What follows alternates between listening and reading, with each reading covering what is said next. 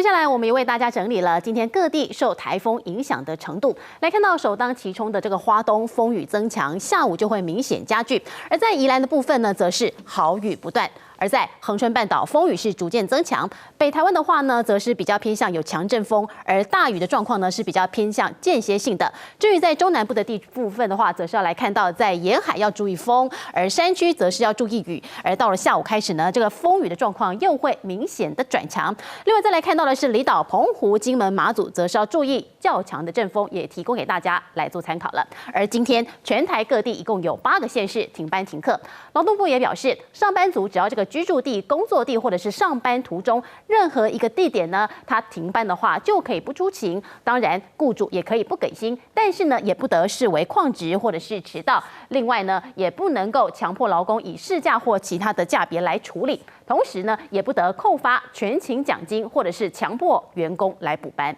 而我们看到海葵台风来势汹汹，全台各地都在为防台来做准备。有网友就看到了这非常有趣的一幕，有网友路过了超商，看到店员疑似为了防台，他们担心这个门口的吉祥物 Open 奖会被强风给吹翻，因此就拿绳索将它给牢牢的捆起来，绑在栏杆上。而这逗趣画面让不少网友笑翻了，直呼是怕被偷还是这个防台的措施啊？而袁鹏后续也补充，刚刚再度路过的时候是已经解开了他的束缚。